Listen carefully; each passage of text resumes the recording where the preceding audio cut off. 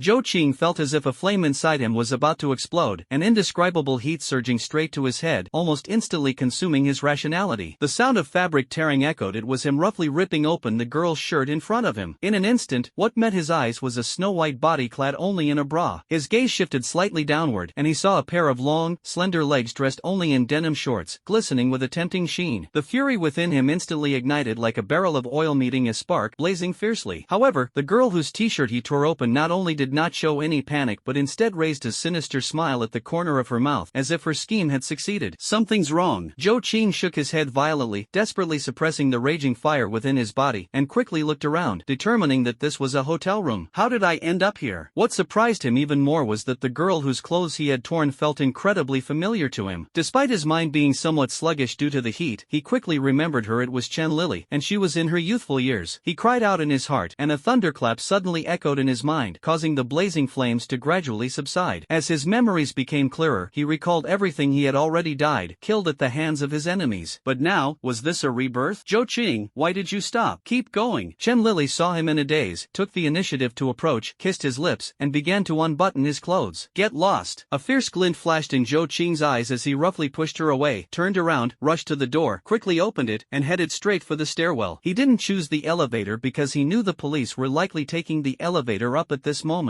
How is this possible? Watching Zhou Qing disappear from the room like the wind, Chen Lily was stunned, her heart filled with confusion. At this critical moment, why did he suddenly run away? Could the drug have lost its effect? At the same time, the door to the next room opened, and a gloomy-faced young man stepped out with two tall and strong bodyguards, asking coldly, what happened? That little bastard ran away? I don't know either. A trace of fear flashed in Chen Lily's eyes as she stammered in reply. After all this planning, that little bastard still managed to escape. What rotten luck. How am I supposed to explain this to young Master Ji? Zhang Chao furiously kicked the door, venting his frustration. Zhou Qing dashed down the hotel lobby from the fourth-floor stairwell. The intense running accelerated his blood circulation, making the drug's effects even stronger. His eyes felt like they were about to pop out, veins bulged on his forehead, and the fire within him was almost consuming him. Suddenly, he spotted the fountain outside the building. Without hesitation, he quickened his pace and dove headfirst into the water, sending up a spray of droplets. What's wrong with that guy? Did he jump into the fountain to commit suicide? The hotel security guard watched the scene, his face full of astonishment. The fountain water was only half a meter deep, yet it effectively alleviated the flames within him. Ignoring the surprised gazes of onlookers, Zhou Qing climbed out of the water and quickly left. Following his memories, he successfully found the home that no longer existed in his previous life. Unit 404, 4th floor, Suian Community. He pulled out a damp key and inserted it into the keyhole. With a click, the door opened. Looking at the familiar furnishings in the living room, Zhou Qing felt a surge of inexplicable emotion and excitement. However, with the residual poison in his body yet to dissipate, he only gave the room a quick glance before rushing into the bathroom, standing under the shower and letting the cold water wash over him. As the icy water flowed, the burning fire within him gradually subsided. During this time, Zhou Qing also began to slowly sort through his memories. He never thought that after his death, he could be reborn at the age of 18, right at a critical turning point in his life. In his previous life, Chen Lily used her birthday as an excuse to invite him to a hotel, where he was later intoxicated by people sent by Zhang Chao and forcibly taken to a room to consume a potent drug. When he struggled to tear off Chen Lily's clothes and pinned her to the bed, the police burst in just in time and handcuffed him, ultimately sentencing him to 5 years in prison. That period completely changed the trajectory of his life. In prison, he endured great suffering and later learned from someone sent by Zhang Chao to target him that all of this was a trap set by Zhang Chao. 5 years later, upon his release, everything had changed. His parents had both died in a car accident during his second year in prison. The family property was sold off by his uncle, leaving him homeless. Upon his release, his uncle only gave him 200,000 yuan, while the rest of the money was embezzled under the pretense of covering his parents' funeral expenses. Meanwhile, his enemy Zhang Chao graduated successfully, took over the family business, and became a prominent young figure in Tianzhou City. He once wanted revenge, but Zhang Chao always had 16 bodyguards by his side, making it impossible for him to get close. What shocked him even more was that on the second day after his release from prison, Zhang Chao arrogantly came to find him, sneering as he revealed that the car accident involving his parents was also orchestrated by him. That smug face remains vivid in his memory to this day. The Zhang family's influence in Tianzhou City was almost absolute, while he was just an ordinary person with no power or resources, completely incapable of seeking revenge. Zhang Chao did not give up. Whenever he found a job, he was always dismissed within 3 days, leaving him angry but helpless. Later, he used the 200,000 to start a business. Just as it began to show promise, Zhang Chao struck again, plunging him into despair. despair, with almost no hope for the future. From then on, he sank into a low point, muddling through life and drowning his sorrows in alcohol. Yet it was during that time that he met the most important woman in his life. With her encouragement, he regained his strength and found hope in life. He knew that staying in Tianzhou would only lead to torment by Zhang Chao, so he left with his girlfriend Yi Qingsnow. However, after 3 years of hard work accumulating some assets and preparing for marriage, Zhang Chao broke into their small home again, bringing bodyguards to restrain him and ordering the bodyguards to assault Yi Qingsnow. Unwilling to endure the humiliation, Yi Qingsnow took advantage of the bodyguards' unpreparedness and ended her life by hitting the wall. At that moment, Zhou Qing was nearly driven mad, struggling desperately to turn Zhang Chao into dust, but was firmly restrained by the bodyguards. Thinking of this, Zhou Qing couldn't help but burst into tears. "Qingxue, in our past life, I owed you so much. In this life, I will make you the happiest woman. As for those enemies, I won't let a single one of them go." He once couldn't understand why Zhang Chao tormented him so much, until the moment before his death, Zhang Chao revealed the truth. The real mastermind behind everything was someone called Ji Xiao, and Zhang Chao was merely his pawn. Whether it was Ji Xiao or Zhang Chao, Zhou Cheng would not spare them. Although he was still weak now, with 8 years of foresight, he believed that as long as he seized the opportunity, he could rise rapidly. Just at this moment, a sudden abrupt voice echoed in his mind. "Ding, the strongest system has been successfully bound. Activation starting, please wait patiently." Host. What? A system? Even after experiencing life and death, Zhou Qing still couldn't hide his shock at this moment. Half an hour later, Zhou Qing, now dressed in a fresh set of clothes, sat on the living room sofa, staring at the light blue virtual interface in front of him. Finally, he pressed the glowing lottery button heavily. The lottery begins. The lottery is complete. Congratulations to the host for obtaining the basic perspective vision. The system comes with a built-in backpack function. A golden skill book appeared in his hand, and the method of use was simple: just silently recite use. After Zhou Qing silently recited the word, a scorching hot current exploded in his eyes, causing unbearable pain, but he gritted his teeth and endured it. The pain lasted for a full hour, and after it subsided, it was replaced by an indescribable coolness. At the same time, the method of using the X-ray vision was completely imprinted in his mind. Activate X-ray vision. Zhou Qing silently recited in his heart, his gaze fixed on a wall in the room. Suddenly, his vision blurred, and that wall unexpectedly disappeared. He saw the living room of the neighbor's house and immediately widened his eyes, because inside sat a stunningly beautiful woman wearing only a bra and shorts, her figure incredibly alluring. He recognized her. It was Lin Yufei, who had now graduated from university and was working at a major company in the city. Whenever he saw her, she always appeared cold and aloof, but he hadn't expected her to be so uninhibited at home. He was by no means a voyeur. He immediately turned off the X-ray vision and spent a few minutes calming his inner restlessness. The system Zhou Qing acquired was called the strongest system, and its core functions consisted of 3 main modules. The first function was a lottery. Since it was his first time binding with the system, he received a free lottery chance. After that, to continue using the lottery, he would need to consume money points, with each lottery draw costing 10 money points. So, where did the money points come from? The system was linked to real-world currency, with an exchange rate of 100 yuan RMB for 1 money point. In other words, each lottery draw effectively cost 1,000 yuan. The second function was a marketplace, which included various skills, techniques, and high-tech items. However, this marketplace function was currently locked. To unlock the store feature, you need to accumulate reputation points. Once you reach 5,000 reputation points, the feature will be activated. Reputation points are earned by gaining the recognition and admiration of others. Currently, Zhou Qing has only a little over 300 reputation points, largely thanks to his excellent academic performance. If he hadn't been framed and sent to prison in his previous life, he would undoubtedly have been admitted to top universities like Shuimu or Beihua in the future. The third feature is the real illusion, where the flow of time is 10 times faster than the outside world. In other words, 1 hour outside equals 10 hours inside. However, activating the real illusion also consumes reputation points, requiring 10 points per hour. For Zhou Qing at the moment, this is still very expensive. System, help me exchange 30 points of money value. As soon as he finished speaking, Zhou Qing noticed that the previously 0 money value instantly turned into 30, and a deduction notification popped up on his phone. He glanced at the balance, which still had over 200 left. System, I want to draw a prize. Zhou Qing silently recited in his heart and quickly tapped 3 times on the lottery wheel. The system notification sound rang repeatedly. Ding, congratulations to the host for obtaining a strength fruit. Ding, congratulations to the host for obtaining a strength fruit. Ding, congratulations to the host for acquiring the advanced guitar skill. I actually drew an advanced skill. Zhou Qing was overjoyed because this advanced guitar skill was worth as much as 2,000 money points, an absolute jackpot. He then checked the market price of the strength fruit, which was about 800 money points. As for the beginner level X-ray vision he first obtained, it astonishingly required 8,000 money points. Sure enough, the lottery was the most cost-effective effective. Without hesitation, he took out 2 strength fruits from the system backpack and ate them, immediately feeling a significant boost in his physical strength. Then, he took out the advanced guitar skills book and silently activated it. Instantly, a wealth of guitar playing knowledge flooded his mind, and his hands became more dexterous. Closing the system interface, Zhou Qing couldn't help but think of his extraordinary parents. To describe them in a trendy way, they were a pair of jokers. Both his father and mother harbored dreams of becoming actors, and even after getting married and having children, they never gave up. In their spare time, they would often go to Tianzhou City's Dalong Film Studio to work as extras. As for their son, they adopted a completely hands-off approach. Fortunately, Zhou Qing was quite self-motivated. From elementary school to high school, his exam results consistently ranked in the top 3 of his grade. Today happens to be Saturday, and it's likely that his parents are once again playing extras at the film studio. Thinking of this, Zhou Qing shook his head silently but also felt a trace of warmth. Gathering his thoughts, he began planning his future development path. Revenge cannot be impulsive. It must be carried out methodically. The system is powerful, but the prerequisite is having sufficient money and reputation points. Therefore, the primary task at this stage is to earn money and accumulate reputation points. Coincidentally, he acquired advanced guitar skills, allowing him to start from the music aspect. In his previous life, Yi Qingsno dreamed of becoming a singer and had been performing as a resident singer in a bar. They first met in the bar when she encountered a drunken and unruly customer, and Zhou Qing helped her drive the person away, leading to their connection. At this moment, Yi Qingsno was still in her first year of high school and not a resident of Tianzhou City. Even if he went to find her now, it would be of no use. Therefore, even though he missed her deeply, he could only temporarily suppress his restless feelings. Because of Yi Qingshua's dream of becoming a singer, he also learned some music knowledge and even joked about writing songs for her, going so far as to study composition and lyric writing. Later, he really did write a song, intending to sing it to her on their wedding day. Unfortunately, before the wedding could take place, Zhang Chao showed up. Zhang Chao. Zhou Qing silently muttered this name, clenched his fists tightly, then relaxed, took a bank card from the bedside table, and went out. When he was a child, he was very sensible and never spent money recklessly. His father even entrusted him with the salary card. With only a little over 200 yuan left in the card, he decided to borrow his father's money first and pay it back later. He went to a nearby bank to withdraw 5,000 yuan in cash, then took a taxi to a musical instrument store in the city center, where he spent over 2,000 yuan on a guitar. To earn money and accumulate reputation points, he decided to sing on the overpass. With a repertoire of classic songs stored in his mind, he could perform them effortlessly. As for original songs, he had to set them aside for now, as what he needed most at the moment was reputation points. At 6 in the evening, Zhou Qing arrived under the overpass, where the crowd was relatively large. Nearby, there were already a few street performers, 3 men and 1 woman. The men sang rock, while the woman sang folk songs. Strangely, Zhou Qing had never heard any of the songs they performed. Which song should I sing? Zhou Qing took out his guitar, frowning in thought. His mind was filled with countless songs. Perhaps due to his rebirth, his memory was exceptionally vivid, and every detail of his past life was crystal clear. In the end, he decided to sing the folk song Miss Dong. Fingers deftly pluck the strings, and gentle melodies flow from the fingertips. Miss Dong, you have never forgotten your smile, even if you, like me, long for aging. Zhou Qing's voice is not particularly outstanding, yet it carries a unique huskiness, revealing a sense of weariness that easily touches the heart. Yi Qingsno once said that with this voice, if there were suitable songs, fame would surely follow. With the addition of advanced guitar skills, his singing sounded particularly melodious to passers-by. People passing by stopped in their tracks upon hearing the song, momentarily stunned, then unconsciously drawn closer. Before half the song was over, more than a dozen people had already gathered around. Zhou Qing was fully absorbed, immersed in the singing, with Yi Qingsno's figure frequently flashing through his mind. By the end of the song, the crowd of onlookers had grown to more than 30 people. Clap, clap, clap. The sparse applause gradually became dense and enthusiastic. Bro, what's the name of this song? A young man asked. Miss Dong, Zhou Qing replied. The other frowned. How come I haven't heard it? Such a good song, how could I not have heard it? I haven't heard it either, another person said. Someone took out their phone to search on the spot and exclaimed, it's not online, could it be original? Zhou Qing smiled, neither admitting nor denying it, as the song was not his creation, he was merely performing it. Buddy, sing it again, the young man pleaded. Zhou Qing nodded, strummed the strings, and sang Miss Dong once more. The captivating singing gradually spread, attracting more and more passers-by who gathered around. Cousin, look at all those people over there. Let's go check it out. A beautiful girl, as graceful as a fairy, pulled a stunningly curvaceous and mature-looking woman, pointing toward the distance. Sure, let's go take a look. The mature woman nodded and took the young girl's hand as they walked over. The young girl saw Zhou Qing, who was holding a guitar and softly singing, and showed an extremely surprised expression, unable to help but say, why is it him? The mature woman glanced at her and asked, do you know him? He's Zhou Qing, my deskmate. Zhang Ying said. We've been deskmates for almost 3 years, and I never thought this guy could sing, let alone sing so well. Speaking of this, Zhang Ying's eyes showed a hint of curiosity. But the mature woman beside her seemed not to hear her words, completely captivated by Zhou Qing's singing. She worked as a music director at an entertainment company and was very familiar with pop songs. The song this young man was singing turned out to be one she had never heard before, and its quality could be described as top-notch. What's even more surprising is that his guitar playing skills are extraordinary, comparable to top guitarists. Most importantly, his voice is incredibly captivating, drawing people in. If this song is original, combined with his unique voice, exceptional skills, and good image, signing him to become a top-tier singer is not out of the question. It's undeniable that she has already been moved and has started to consider signing Zhou Qing. After singing Miss Dong twice, Zhou Qing slowly opened his eyes, looked around, and found that the number of onlookers had increased significantly, feeling secretly pleased. Suddenly, he noticed a familiar figure. It's her, Zhang Ying. At this moment, Zhou Qing's heart surged with emotion, and his mind became a little dazed. She was his deskmate, a pure and beautiful girl, and also someone he had secretly admired in his past life. He quickly composed himself, gave her a slight smile, then lowered his head and continued to strum the guitar strings, as his voice, filled with a sense of desolation and melancholy, slowly rose. In the southern sunshine, snow falls heavily. In the cold northern nights, I feel like it's spring all year round. Just 2 short lines of lyrics firmly captured the ears of everyone present, exuding a sense of helplessness and melancholy through the soft singing. As the music director, Xia Yusen's face showed a look of astonishment. Yet another top-quality folk song. She grew more and more amazed as she listened, and her desire to sign this young singer became increasingly strong. When the song ended, the crowd was still immersed in its lingering charm. Moments later, applause began to rise, starting sparse and growing enthusiastic. Someone generously donated, throwing 10 yuan and 5 yuan bills into the guitar bag. Thank you, everyone. Zhou Chang bowed to the crowd in gratitude. Buddy, you deserve this. You sang amazingly. This song isn't original, is it? The young man from earlier asked again. Zhou Chang smiled indifferently, neither admitting nor denying. At this moment, the mature woman standing with Zhang Ying stepped forward and placed 500 yuan bills into the guitar bag. Zhou Chang was stunned. A special feeling surged in his heart, a warm current of recognition. He quickly called out to her and said sincerely, "Sister, you've given too much. Please take it back." What? Looking down on your sister? The woman turned to look at him, her eyes filled with a hint of amusement, her tone half joking. No, it's just that I'm not actually a professional street performer, Zhou Ching quickly explained. The young man nearby laughed and said, "Alright, buddy, the lady gave you money because she appreciates you. Don't overthink it. Alright, the next song is dedicated to this lady here, as well as to everyone. Thank you." As soon as the words fell, Zhou Chang plucked the strings, and a melodious tune flowed out, followed by a cheerful and carefree whistling sound. Then, he softly sang, "After we parted, in the spring of another year, memories melted away like summer snow. Those films with you by my side." This song, "The Sun Washed by Spring Rain," is a work by Wang Liham. Back then, Yi Qingsno particularly liked his songs, so Zhou Qing had basically listened to all of them. As the music ended, people cheered enthusiastically, and the applause was thunderous. "Bro, that's awesome. Is this another original?" the young man praised. This song is called "The Sun Washed by Spring Rain." It's by Wang Liham, released in 2008, and this year is 2009, Zhou Qing replied. "Who is Wang Liham?" the young man asked in confusion. "You don't know Wang Liham?" Zhou Qing looked at him in surprise. "Never heard of him. Is he very famous?" the young man said without hesitation, and everyone else looked equally puzzled, as if none of them had heard of Wang Liham. Although Wang Liham is not at the top of the music industry, he has been famous for many years, so logically, these people should at least know his name. Zhou Qing vaguely felt something was off but couldn't pinpoint exactly what was strange. Next, Zhou Qing decided not to sing songs from the future but to choose a few classic tracks that had already been released. After all, he had plagiarized works from future singers and needed to leave them some room. The next song is dedicated to everyone. It's called "The You of the Past."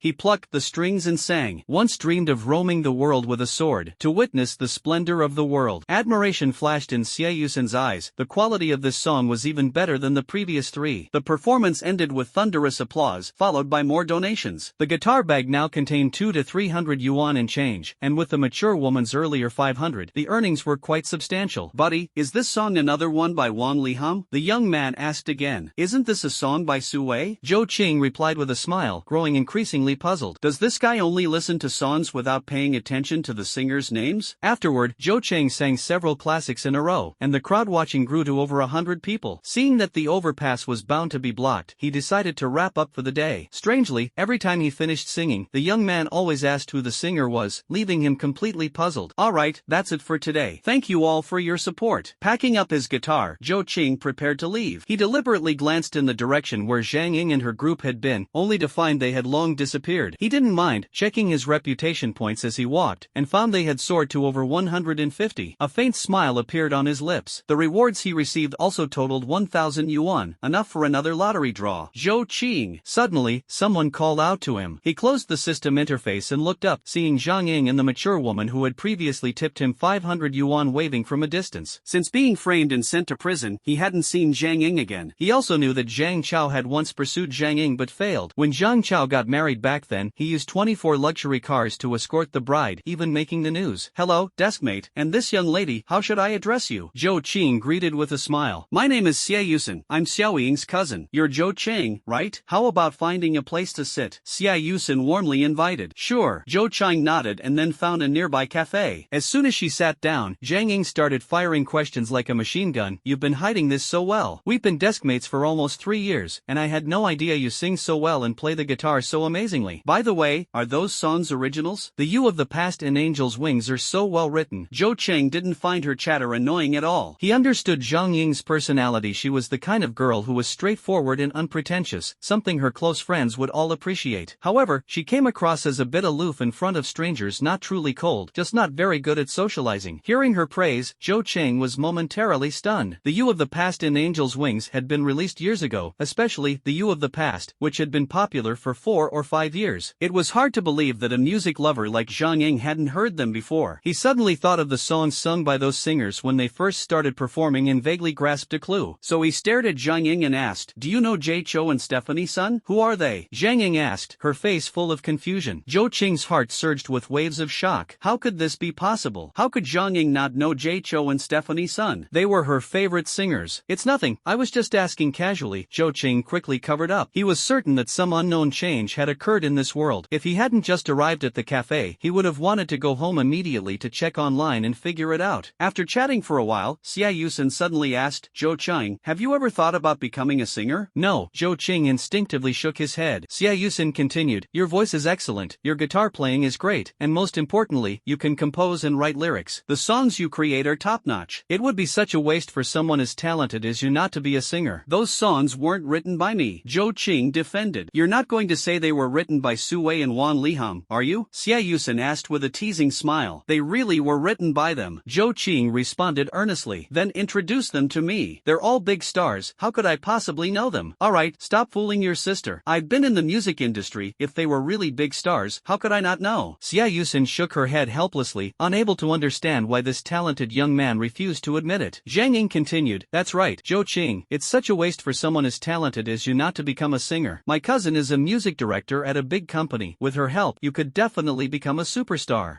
I'll think about it, Zhou Qing replied helplessly. Alright, here's my business card. Feel free to contact me once you've decided. Xie Yusen handed over a business card. Half an hour later, Zhou Qing returned home, went into his room, turned on the computer, and started frantically searching for singers and songs from his previous life. But he found nothing. No, really no. The singers and works from the previous life have completely disappeared. He stared blankly at the computer, full of doubt. What exactly happened? Why have all the singers and songs from the previous life vanished? Could it be that the world I was reborn into isn't the same as the previous one? Or is this a parallel world? A series of questions flooded his mind, but there were no answers. Panic followed. The world had changed. Could it be that Yi Qingxue no longer existed either? At this thought, he was almost impulsive enough to rush to Rome City to confirm, but fortunately, he quickly calmed down. He thought of a solution and picked up his phone to dial Yi Qingxue's home landline number, which was said to have been in use since her middle school days. The phone rang with a beep-beep sound, and Zhou Qing's heart leapt to his throat. Finally, the call connected, and a woman's voice with a Rongqing accent came through. Hello, who is this? Zhou Qing said urgently, may I ask if Yi Qingxue is there? I'm her classmate. You've got the wrong number. I don't know who you're talking about. With that, she hung up the phone. In the sound of the call ending, Zhou Qing's phone slipped to the floor, yet he remained oblivious. He muttered as if possessed, Yi Qingxue is missing. How could Yi Qingxue be missing? After an unknown amount of time, a ringing phone startled him awake. He picked up the phone and weakly pressed the answer button. Hello, son, your mom and I took a night shoot. We won't be coming back tonight. Zhou Qing was already used to it. That's it then, the director is rushing us. It took him a long time after hanging up the phone to gradually recover, still holding onto a sliver of hope in his heart. Changing the number didn't necessarily mean Yi Qingxue had disappeared. Alright, he decided to go to Rongqing to find her after the college entrance exam. In his previous life, he was framed by Zhang Chao and couldn't take the college entrance exam. In this life, he is more vigilant. Zhang Chao Xiao's power and the threat from Ji Xiao behind him make him feel a deep sense of crisis. I want to draw a prize. 1,000 yuan in cash instantly disappeared from his pocket, turning into monetary value. Start the draw. Congratulations to the host for obtaining a bad luck card. Bad luck card? Zhou Qing took out a card adorned with a skull pattern from his backpack, and immediately the card's effects and usage method flooded into his mind. The bad luck card can make the target unlucky for 24 hours. The usage method is to silently recite the target's name within a 10-meter range. So powerful? Zhou Qing's eyes lit up. Thinking of Zhang Chao, he planned to test the power of this card when school started on Monday. After the lottery ended, Zhou Qing picked up his old textbooks and began reviewing. Having not touched this knowledge for 7 or 8 years, he needed to relearn it, with the goal of getting into a top university. Fortunately, after his rebirth, his memory was astonishing. He could remember everything after just 1 or 2 readings. He believed that it wouldn't take long to recover or even surpass the level he had in his previous life. The next afternoon at 5:30, Zhou Qing slung his guitar over his shoulder and headed out, ready to perform under the overpass and continue building his reputation. On his way downstairs, he ran into his beautiful neighbor Lin Yufei, who had just returned home from work. At the moment, she was dressed in a professional office outfit, her face carrying a hint of aloofness and indifference. Seeing her, Zhou Qing recalled the scene he had witnessed with his X-ray vision the day before. His gaze turned slightly unusual as he smiled and greeted her. Hello, Sister Yufei, just got off work? Lin Yufei nodded lightly, secretly surprised that this guy dared to initiate a conversation. In the past, he would always lower his head and avoid her, but she didn't think much of it. Feeling irritable over company troubles, she brushed past Zhou Qing without a second glance.